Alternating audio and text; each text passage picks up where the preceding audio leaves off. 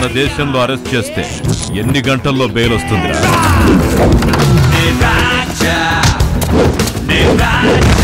ముందు పోతున్న నీ ఉద్యోగాన్ని కాపాడుకోరా బచ్చా. కొబ్బరి బొండం తాగు, కూల్ అవుతావు.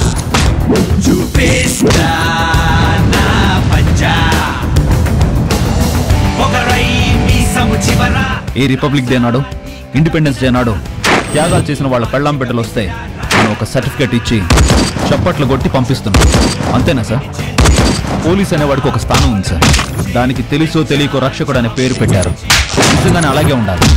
పోలీసుని చూసి ప్యాంటు తడుపుకునే రోజు రాకపోయినా పర్వాలేదు, కానీ ప్యాంటు విప్పి వెక్కిరించే రోజు మాత్రం రాకూడదు సార్.